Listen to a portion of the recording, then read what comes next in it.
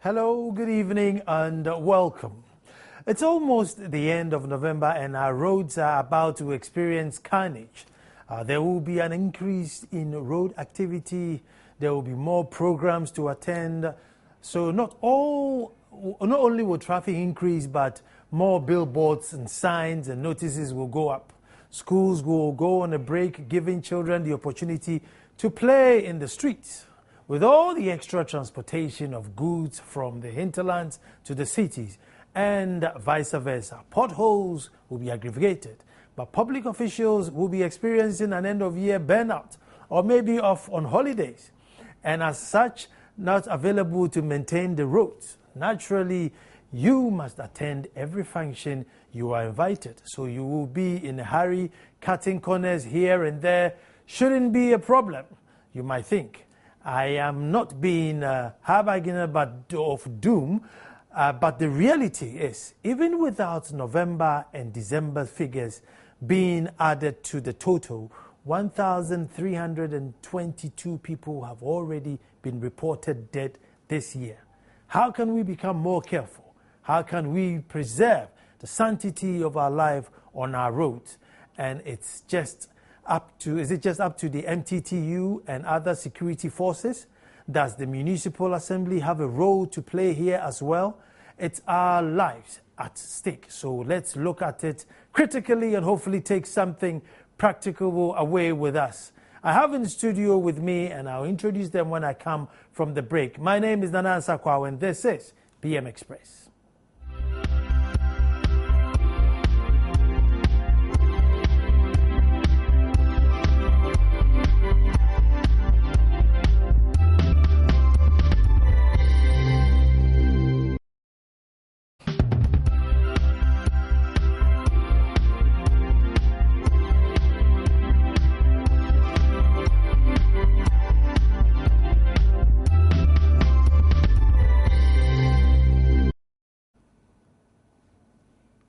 Hello, and the topic is road safety. I mean, it's almost a holocaust on our roads. It's a carnage on our roads. But how we are able to turn a blind eye and sleep and not even make headlines about it, it's actually beyond me. 1,322 people dead just because they were going to work or play, not on a war field. I don't even think any battleground in this modern world has killed that much people. But here we are today. But with me in the studio are two health and safety experts, road experts, to actually find out why is it that we have so much carnage on our roads. From my extreme left is Nana Ano Ami here, public safety expert. Nana, you're welcome.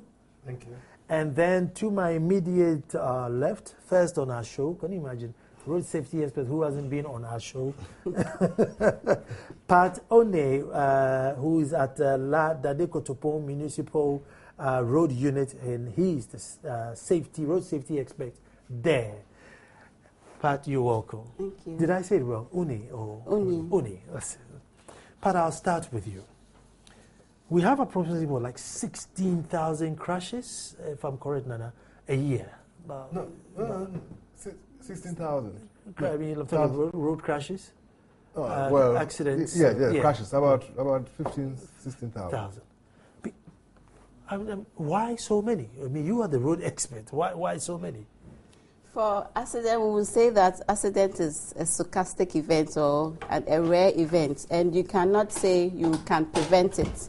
Neither can you say you can stop it completely. Mm-hmm.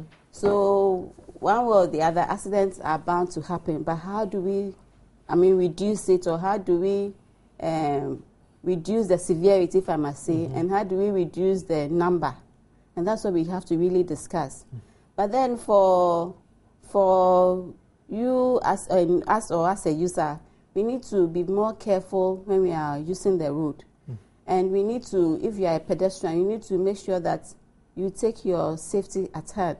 And then you have to make sure that when you are walking, even if there are no walkways, you walk at the exit that you don't get a vehicle coming to run into you. Mm-hmm. And then if you have a place that you have to cross, just look on your side, your left and right, and see whether you have a safe place to cross so that, you will see the oncoming vehicle.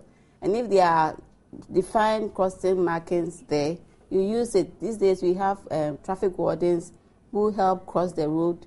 You have to make sure that you go to the traffic warden and then you wait patiently for the traffic warden to advise you to cross.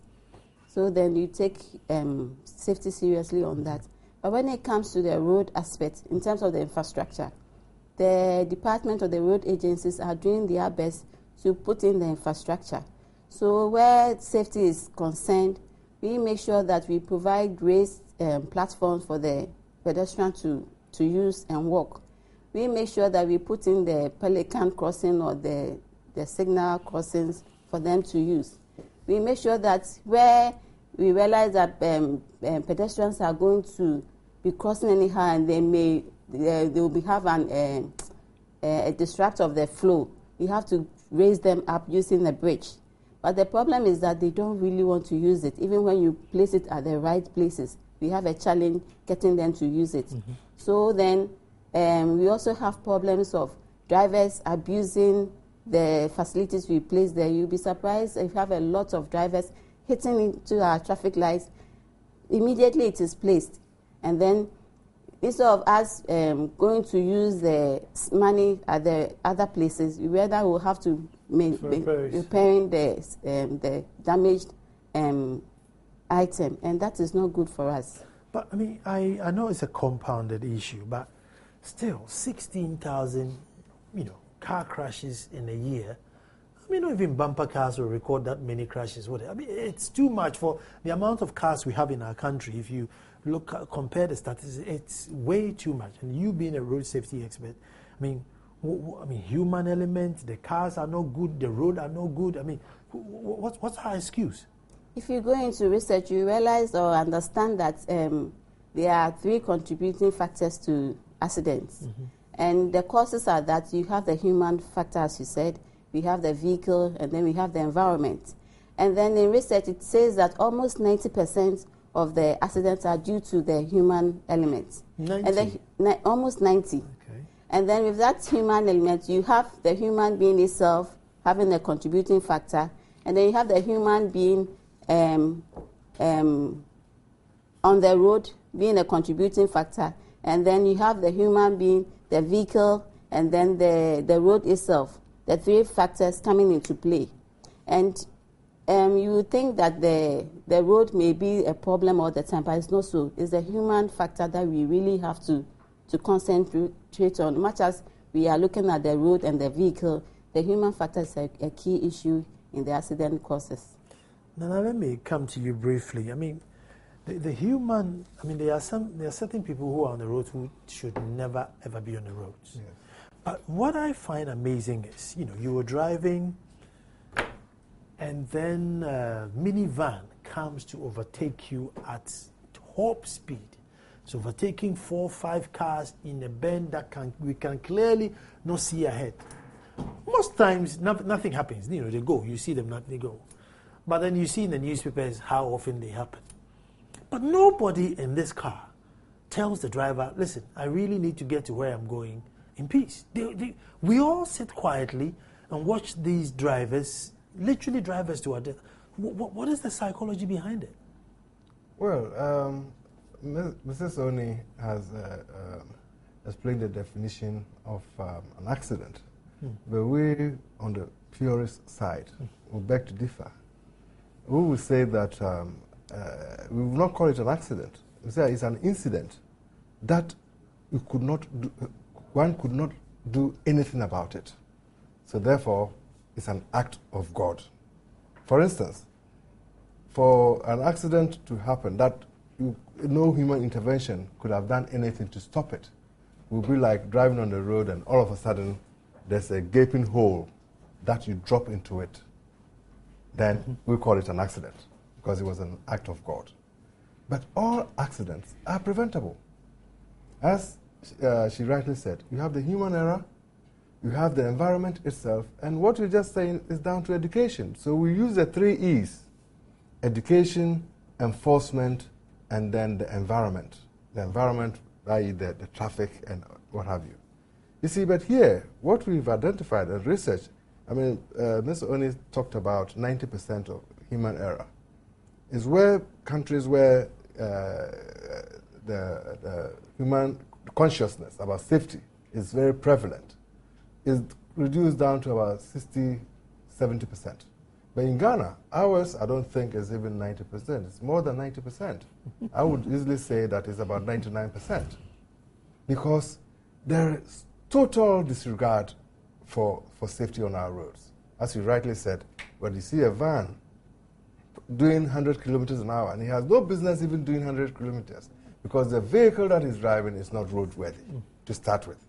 And to total disregard for any traffic regulations or what have you. They will just see the road ahead of them. And even ironically, when government, with it's all financial constraints, when they want to improve the road environment, that's when we even have more incidents happening on the roads.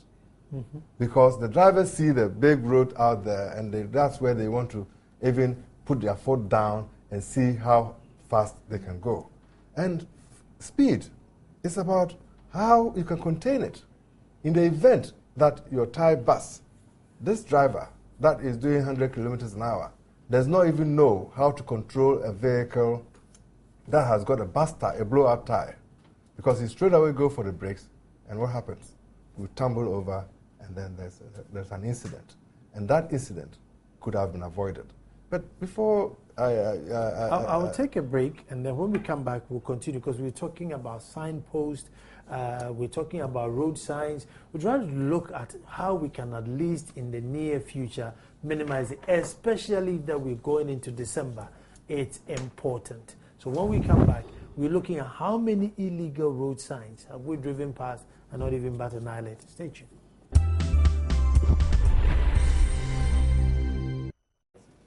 Hello and welcome back, and the topic is road safety, and it's very vital since we're going into December and traffic accident normally increases. At that time, we need to definitely this year try and break the records and get our statistics and bring it down so we all don't lose limbs and lives.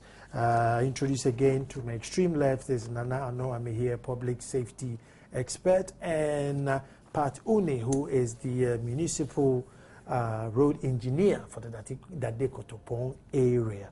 So they know their stuff. They know what they're talking about. During the break, you should have seen them conferring in that law and this law and that law. You will not believe how many laws we have on the road that we drive on it every day.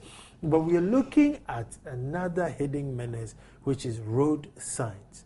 We all seem to ignore it. However, anytime you're driving, you seem to, want to lift your head up and read, and if you don't look fast, you want to quickly read what's on there before you drive out.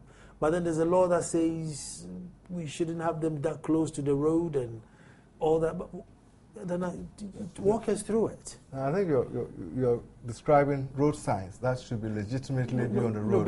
Billboards. You're talking about billboards. Billboards. Yes. I beg your pardon. Billboards. Road signs are the engineer's signs that are to direct you whether you have to slow down or the permissible. No, we're talking all these fancy. Yes. Before we go there, let me congratulate the national security. On other platform, I really lambasted them that there were some stanchions that were going to be used for giant billboards on the Tetekwashi roundabout, and they became what do you call it, public safety issue. So they've been there for almost a year, and I spoke about it about them on another platform. And today, before coming here, because the topic we were going to discuss mainly was about billboards, and they had been removed. Okay. I would say thank you to National Security for listening and doing their work. So that you must praise. Yeah, when it's due. When it's due.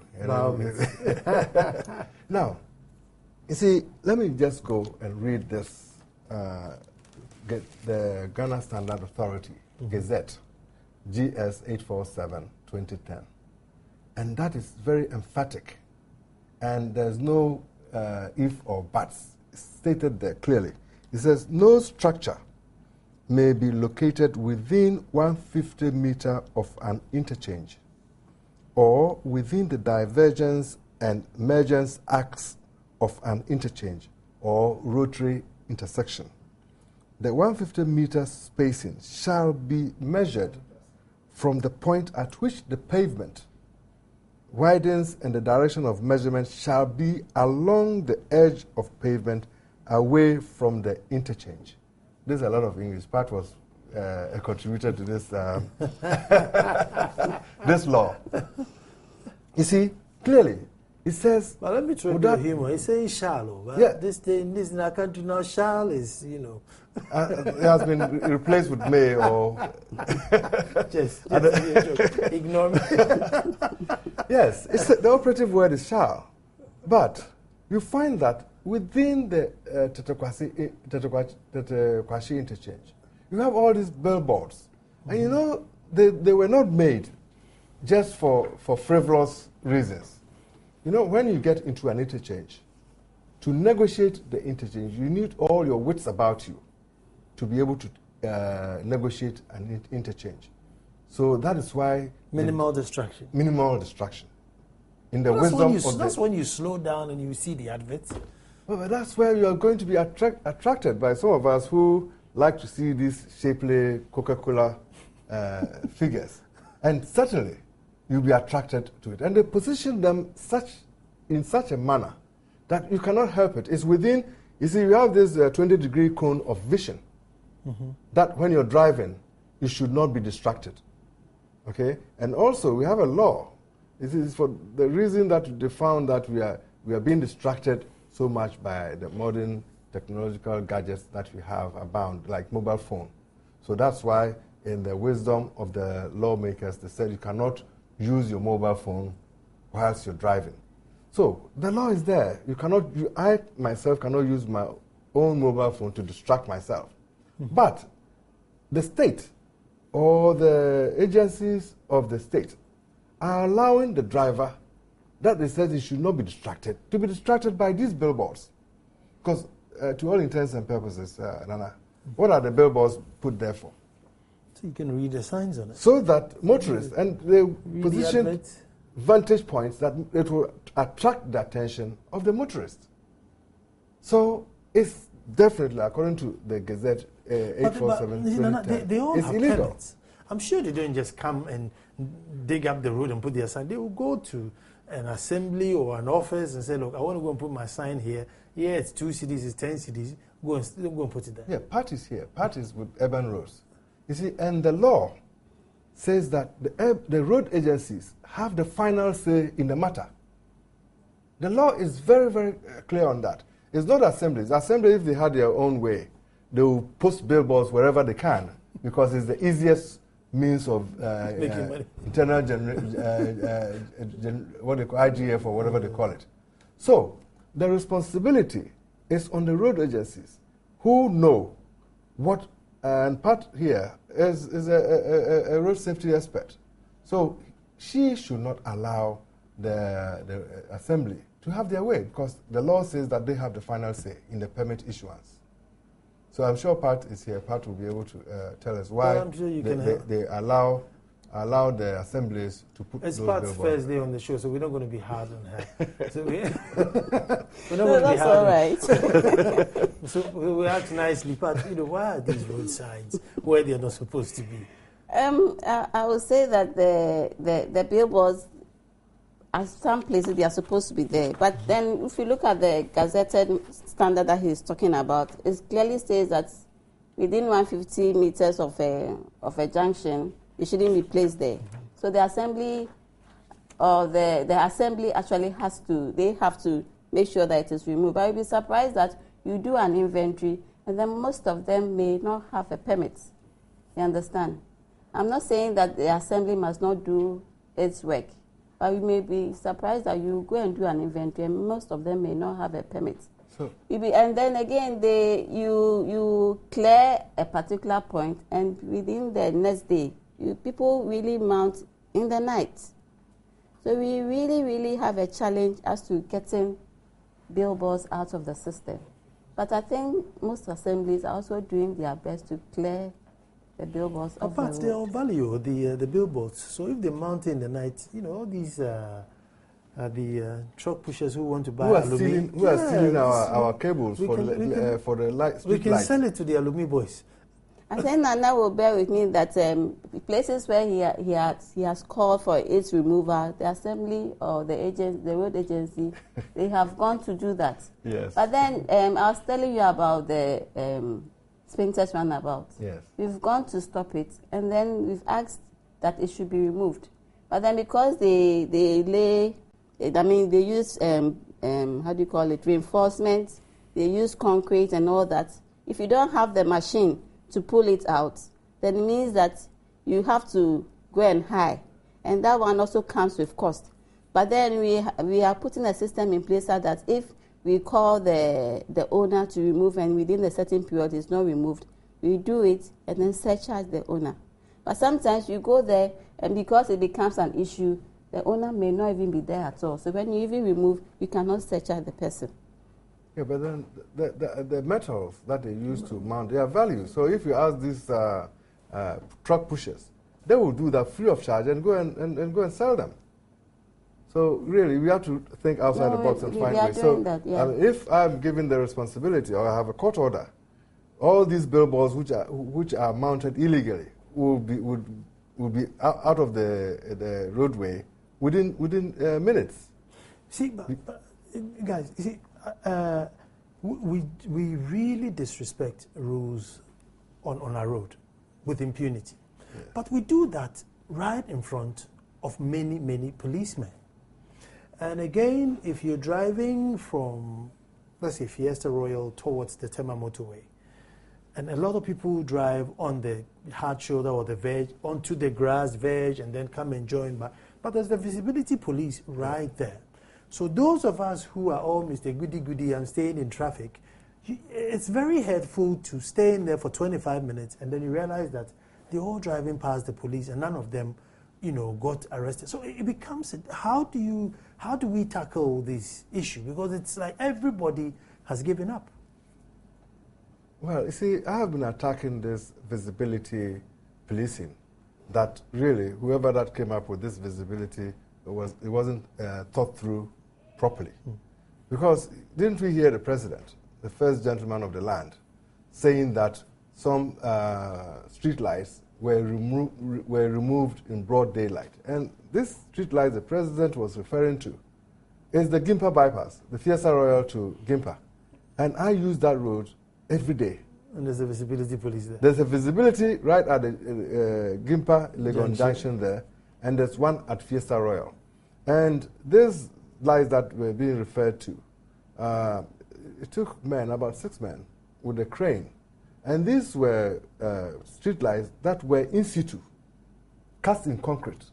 It's not something that you just go out there and remove the panels. And they were all removed and put down. And it took about 3 days for that operation.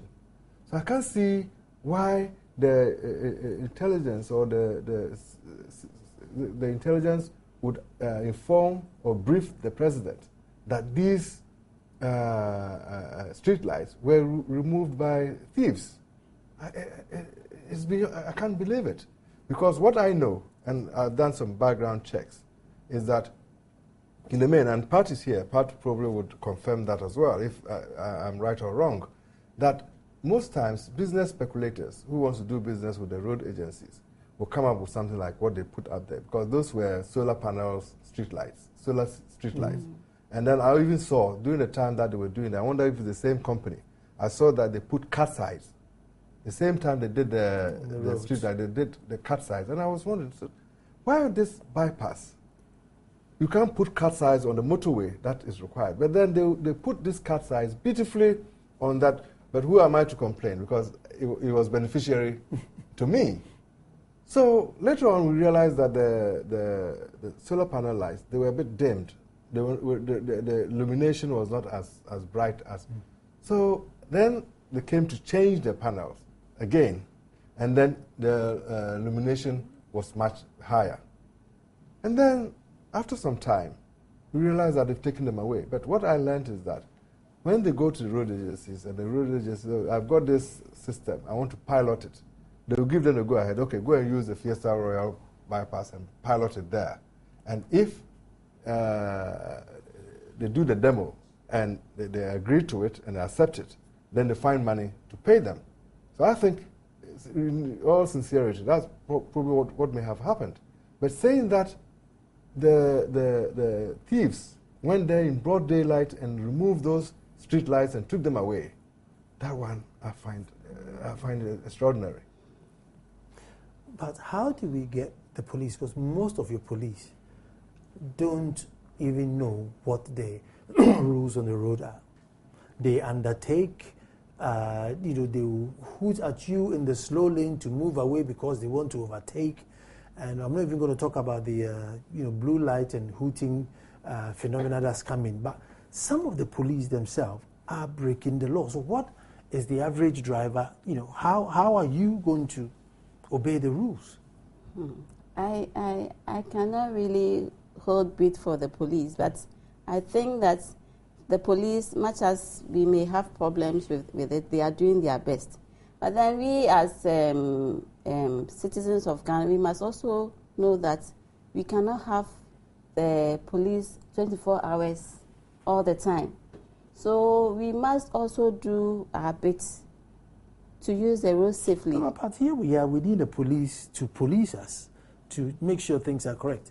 And again, on the end one, you see a pure water truck on the left, a tanker, in the middle, and the charcoal car on the right. So the three of them must block the road. And everybody's just waiting to see which one will pull off a little bit so that there will be, road to either overtake or undertake. And you see the police pick up to there, also struggling to find the space. And indeed, when the space comes, they just find it and then they go. But you expect that you tell the guy on the speed lane that, listen, this is not where you're supposed to be here. And I've never seen one happen. I'm not blaming you. I'm not holding you, but I'm just saying, because as a road expert or road engineer, this must be a challenge for you too. Yeah, in fact, we often will have road safety meetings with the police, with the assembly, with the the operators as well. And then issues that come up that we need to have education on, we do that. But the issue you are talking about, I wasn't there, so I cannot discuss that. But I think most policemen, when they see a problem, they are supposed to react and then respond to that problem. Admittedly, I'm not saying every single policeman in this country doesn't know what the rules are. I recorded one, GP 19 something, right? And I just knew he was going to do it. All the cars are blocked. As soon as there was a rig, he just rode by, and then there's a slow, truck in a slow lane, and couldn't tell the truck that, listen, in the fast lane, move to the middle or the right lane, because that's where you meant to be. And there's all these little things, and you're complaining about coming to Achimota. Yes, you see, with Ghana, I don't know what sort of the breed of people that we are. You can, to some extent, you can blame the police, and to another extent, you cannot blame them. It's a catch-22 situation. You see, the police are caught in the middle.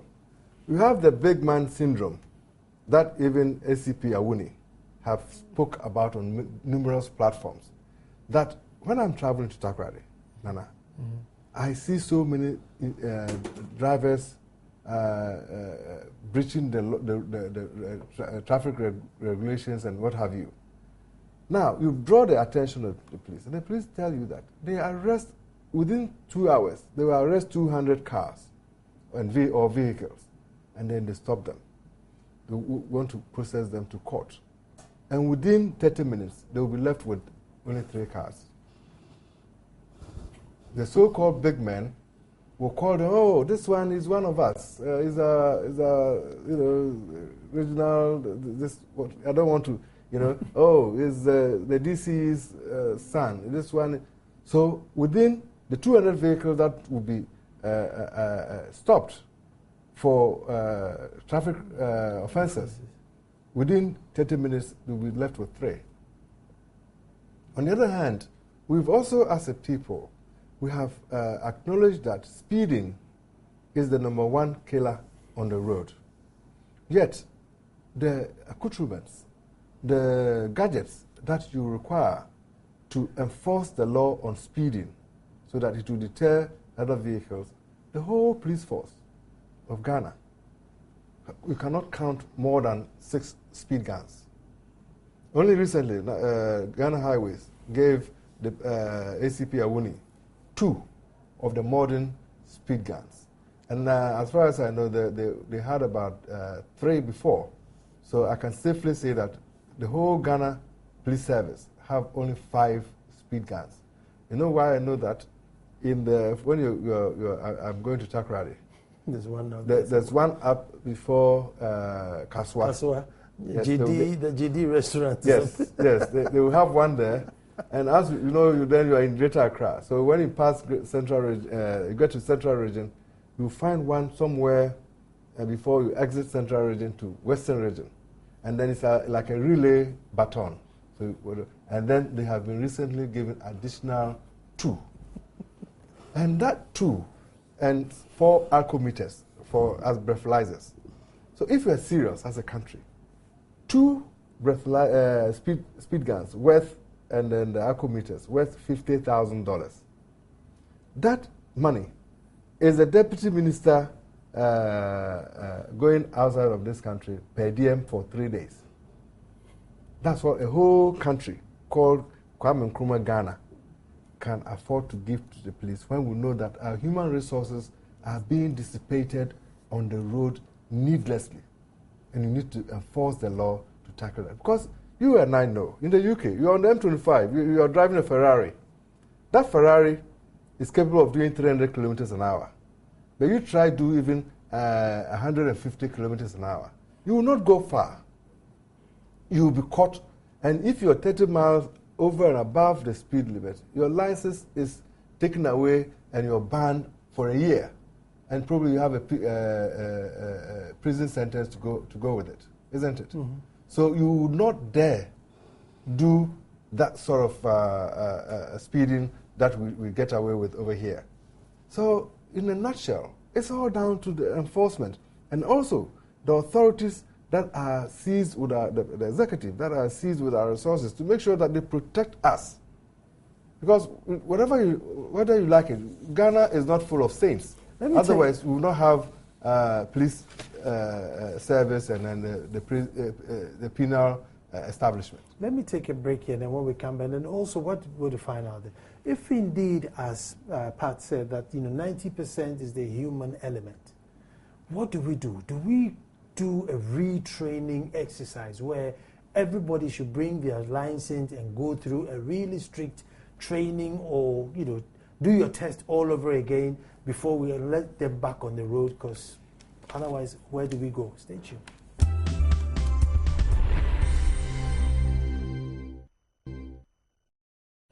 Hello and welcome. We're talking road safety. Now, in 2011, right, our brothers and sisters, mothers, fathers, 2,199 died on our roads.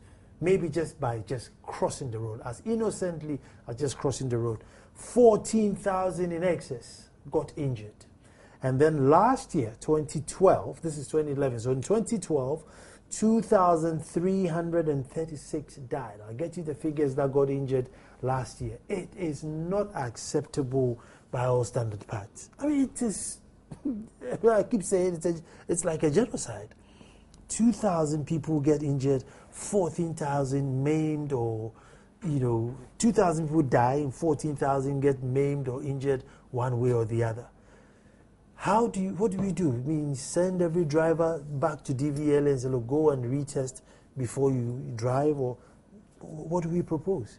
The numbers, the figures you are mentioning, I think are the pedestrian accidents. Is that not so? No, I think it's the total deaths. The total. Yes. Yeah. But then the statistics says that 43% are for pedestrians. So they even need more training. Yeah. Yes. And they don't have a license. It's just that they may be walking, and then they may have crossed the path of a vehicle, or a driver would have hit the pedestrian one way or the other. Sorry to come in, but there's a zebra crossing right in front here, and to the drivers, I think it's a decoration, because you are on there and they're still going to run you off. So you literally need to beg, say, please, I need to cross.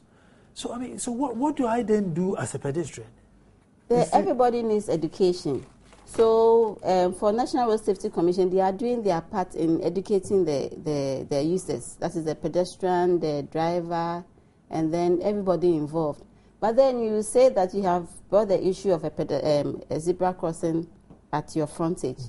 You'll be surprised to know that much as the pedestrian will want to cross, you have vehicles or drivers reversing onto the zebra crossing. Mm-hmm. And then again, you have placed rumble strips at the end to reduce the speed. Yeah. But then a driver reversing onto the road disturbs the pedestrian crossing the road. So then you have to see to your security guys to make sure people don't reverse onto the main road. Yeah, of course. It's very, very. No, I think we have a challenge with the safety manual, which has the Ghana Safety Manual, which has a pedestrian crossing. You see, the characteristics of the pedestrian zebra crossing as you know it. In England, the pedestrian crossing has a zigzag attached to the crossing. And that zigzag plays a critical role in road safety.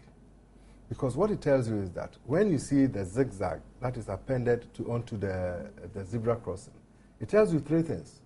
You cannot stop on it, you cannot park on it, and you cannot overtake on it. So these three characteristics tells you that when you park on it and there's a pedestrian using the zebra crossing, the driver that is crossing the zebra crossing will not see the pedestrian crossing, and that also come about knocking the pedestrian down. You see, and also lack of infrastructure. Now, the statistics for last year, I know the 2012 pedestrian, we had 860 pedestrians killed on the roads. Wow. And out of the 860, 23% were of children under the age of 11. 23%. Now, if you extrapolate that, you know the numbers of children of school-going age that were killed. Mm-hmm. And that is alarming. Why are we killing the future leaders? I mean, a child killed in the western region, in my area, in Zima, could be a potential Kwame Nkrumah. Probably Akuapem will be Tete Kwashe, the north will probably Hillary Man, and what have you. You see, but I came up with an idea, which the National Safety Commission think is a good, laudable idea. That, you see, to create a lot of these pedestrian infrastructure for the interfacing of pedestrians with the road environment, what you do, government and the municipal assemblies, they do a lot of business with companies. Let's bring it down even to the municipal assemblies. The vendor list of the municipal assemblies, if the progressive visionary leader or a mayor of Accra wants to get these contractors to paint thousands and thousands of zebra crossings or put up walkways, all you have to do, look, next year, before you do business with you, we want to re-register all our vendors. And then the pre-qualification is that we want to see you, that if you want to do 100 million cedis worth of business with us, we want to see that you've painted 100 zebra crossing. If you want to do $10 million business, do a walkway from Christian Village down to Legon, where the Gimpa. You see, a lot of the students who go to Legon, they walk on the roadway, and there's no walkway. And that area is a recipe for corporate involved. Yes, get corporate involved. And then on the higher scale, like the Chinese. In Ghana now, the contractors that are building our roads, if you look at the Eastern Corridor, it's all Chinese contractors. If you look at the Western Corridor, it's Chinese contractors. So let's keep some of the Chinese money in Ghana. Tell them, before we give you contract, we want to see that your corporate social responsibility is that you have done X number of zebra crossing, X number of walkways, X before you evaluate you. On walkways, let me bring Pat in here, because Pat, if you go to Adabraka, all your walkways are now little shops.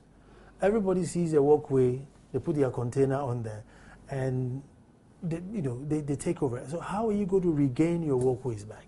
That's a big challenge for the assembly and then the road department. So for the road department, what normally is done is that you build up the walkway and then you get the assembly to enforce the walkway. And the hawkers that you see, they really need to be educated. You'll be surprised to get a hawker who will tell you that she is really interested in how she can have her daily bread and not really worried about her safety. And then the mayor of Accra is even doing his best to clear all hawkers off the street. But what do we see? They come back. And how can they sustain getting the security guards or the metro guards going there every time when we need to also use money for other places? I'm not saying it shouldn't be done. But then everybody must be involved. The hawker on the street must understand that he's not supposed to be there. And when he understands it, then less effort is put in doing that. Then more effort will be put or concentrated on the other side. And now he's talking about the zigzag and all that we need to put on our road. But then I'll say it's an information. So what we have, we need to understand it properly and then use it well. Because whatever they have there, they understand it and they are using it. So if it's the zebra crossing that we have, and everybody understands that at the zebra crossing there's a stop line, you don't need to cross over the stop line when you see a pedestrian crossing, then that is what we go by. But then what we have, they don't even appreciate it, they don't understand it, and you are bringing in more, which we need to even use more money to paint, and then we need to use more money to repair when it goes bad. So what we have, let's use it, and then we get pedestrians, we get drivers to obey or comply. Pat, I'll stay with you. So with education, at least what we have now, so the drivers don't think it's just a decoration that you put there. But how do we, a basic thing like a zebra crossing, if we don't know it, what else are we going to know? When you go into town and then you try to inquire what they know, you'll be very surprised. Some will know all right, but again, they are rushing to make their money, and they wouldn't care who they hate or who they cross over. So if the assembly will really have to put in more effort, as we are all saying in here, but then the user is always on the road. In the night, the assembly will not be there. He is the only one on the road. He's the only one on the road. So he must be well educated. He must know that crossing over a zebra crossing is not right. You see, every human being, first and foremost, you're responsible for your own life protection. You don't expect somebody to come and protect your life for you. But you see, you find sometimes the Ghanaians who are crossing the roads, you may think they are on a sadistic mission, that they want to be killed on the road. Look, most times when I see on the Kanda Highway, you have a zebra crossing just there, 10 feet away, yet the pedestrians will not use it. They will cross the road on the other side, just 10 feet away from the zebra crossing. So these are some of the challenges. But having said that, there are some of the zebra crossings that you require a microscope to be able to see whether there is a zebra crossing there. And what I'm saying is that, you see, there is something we call heading, like the Kanda Highway. It's a high-speed road. That's why it's called Kanda Highway. We have something we call heading. If you head, the heading meaning that you put railings there and head the pedestrians to a point where they can only cross where the zebra crossing is. That can also help by avoiding some of these. Guys, thank you very much. There's so much to talk about road safety, but we can't do it. But I said the best one was a picture on my jaw online where there's a guy carrying a bag of cement right under the footbridge crossing the N1. And that is suicide at its best. Cement bag under the footbridge crossing the N1. I'm sure he made it. But those things are very, very dangerous. And I'm sure I'll get my lady and gentleman in here again so we continue our talk on road safety. But as Nana said, you are responsible for yourself, so look after yourself. Nana, thank you very much. Pat, thank you very much. And as I said, tomorrow we'll be back to do it all over again.